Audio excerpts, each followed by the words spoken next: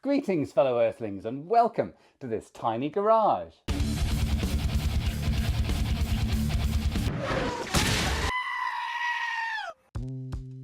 Welcome back everybody, and I'd like you to meet my daughter's new roommate and my new workout partner. This is Delta V, maybe Del for short, we don't know yet.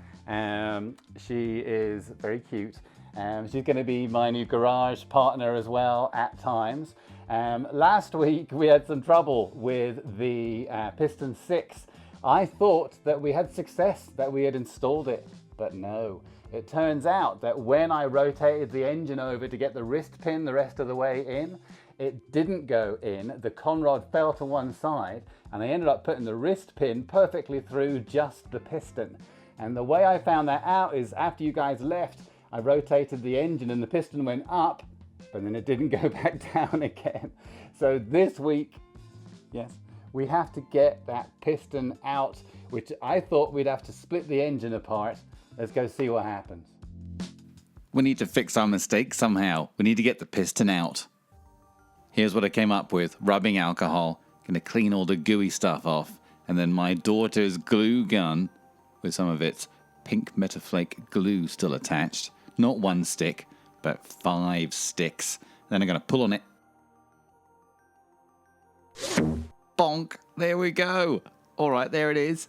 Problem solved. Hit the notification bell. It's up there. Yes, please. Okay, now that that is off, there is a little bonus that I've found out about. There's our new crankshaft pulley bolt. We're going to put the pulley on, even though we don't have the pulley seal in. This is a temporary thing. We will soon discover why. The crankshaft pulley bolt is a 24mm specimen. Bottom dead center finding. Look at that. U6, U4, U5. A little birdie tells me that if you line up those holes, it will tell you exactly where you need to be to put the wrist pin into cylinders 4, 5, and 6. We're starting with cylinder 6. We're going to line up U6 and put our pin in. And we can see that cylinder 6 right there on the end is low down in the cylinder. And yes, it does line up with our alignment tool.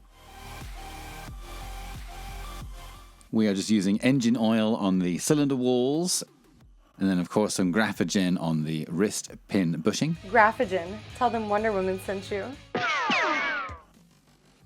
Now we need to get the wrist pin circlip out of the piston that we misloaded. There it is.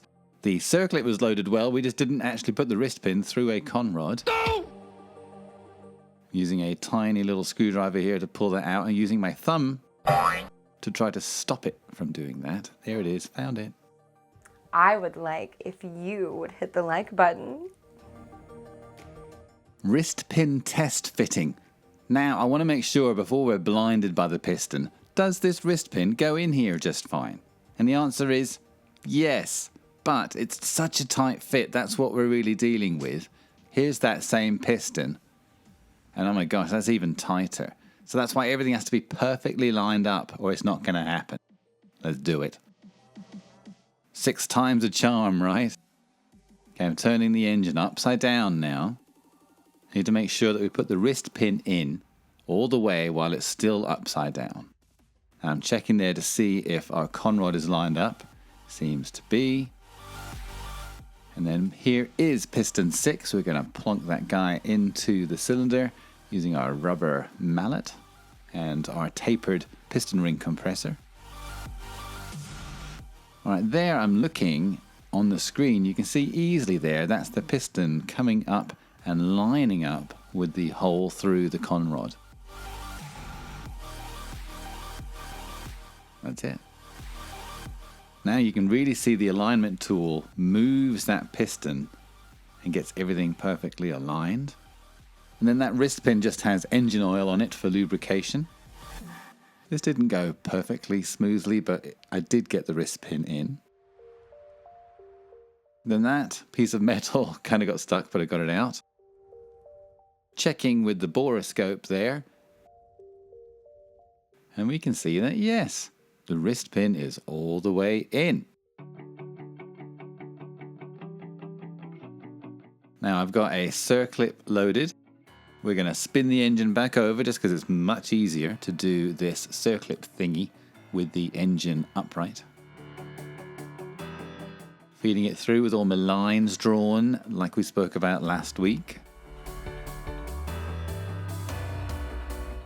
Okay, that's it in position. Bringing the sledgehammer part of the tool together here. Here we go.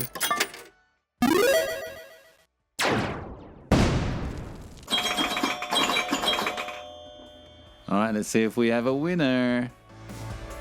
Chicken dinner. And that metal thing is a problem. It got stuck there. I'm using a right-angled pliers that I happen to have in an old toolbox. Boom. All right, let's have a look. Yeah.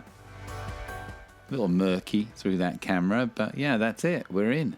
Does it go up and down? It does. Okay, cylinder 6 is actually done now. Yes.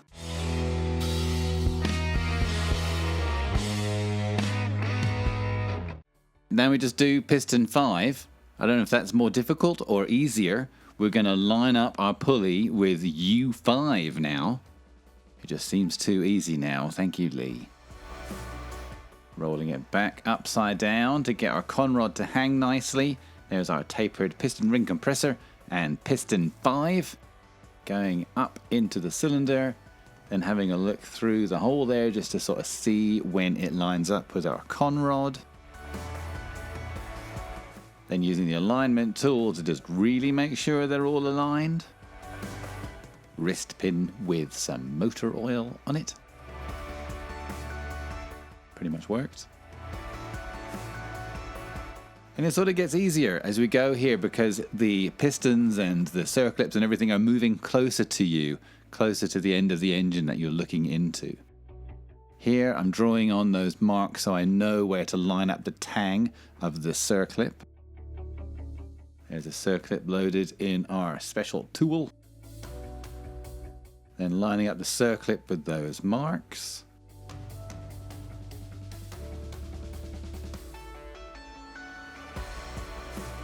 Bringing in our device. That one went pretty well. And lining up here to see, did it go in? Yes. Oh my golly gosh. It's almost fun. Now, does that one go up and down? That's my test now. Yes, it does. Piston 6 and 5 are done. Hold on, what's the dog doing? Oh yeah, subscribe now. Delta says thank you.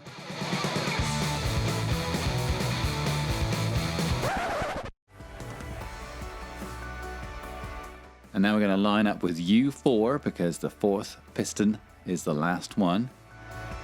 There's piston 4 heading on in with our rubber mallet, which is actually perfect for this. There's like 2 jobs that this rubber mallet is good for. You can see the piston coming into line there. With piston 4, it's right next to the hole, so you can kind of see everything real easy. There we go, just plop the wrist pin in there. Easy to see. Bonk, bonk. Yep, it's all the way in.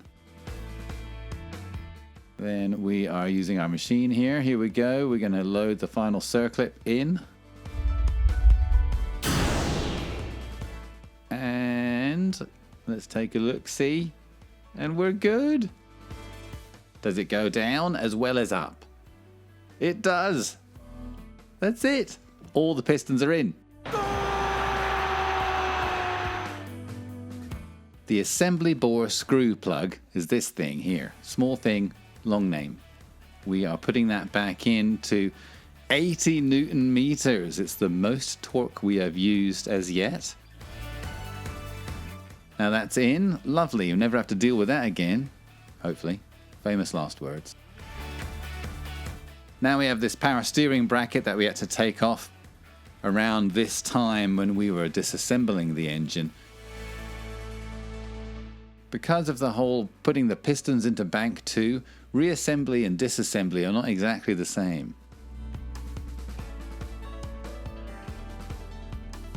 Crankshaft pulley seal. We're going to take the pulley off again.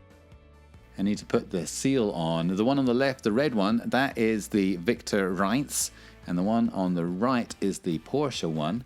I happen to have both because I got the gasket kit, but I'm going to put the Porsche one on there. They do feel very similar even though they are a different color. I'm told here from the Bentley manual, we're back in Bentley manual territory, that the shaft and the inside of the seal should be oily and the outside of the seal should be dry.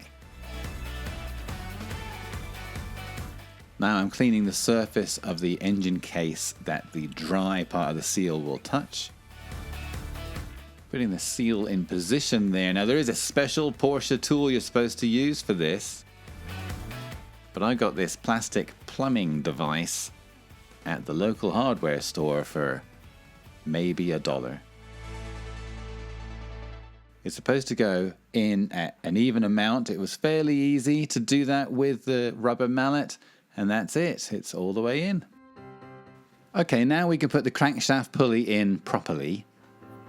Now we're lining it up with that pin, putting in our 24mm bolt. Now it's supposed to be torqued to 50 Newton meters. I've got nothing to hold the engine against right now, so 26 Newton meters will do for now. Alright, we can put the timing chain guide rails back in for bank 2. Cleaning up the little hole there for our H6 bolts that go in.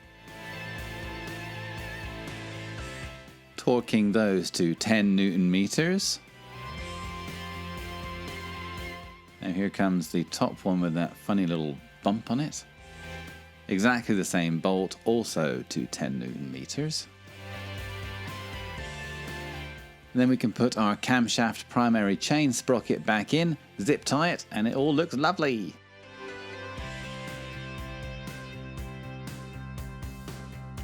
Cylinder head bolts.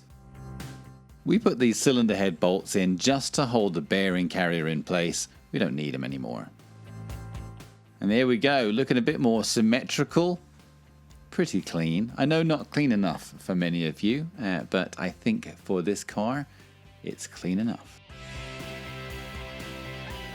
Speaking of the car, where is it? Well, I did actually remove it from the garage. You remember I made this winch schnazzle in the end of the garage for helping me to get the car back in when it didn't have an engine. And so I did move the car out to get some space for another project. And here we are putting it back in again. A winch's eye view of it doing its job. So I'm glad that part is over. So from now on, hopefully it's more or less just bolting parts onto the engine and then throwing it in the car. I hope it's that simple. Unfortunately, that's all we have time for this week. Till next time. Come on, walkies.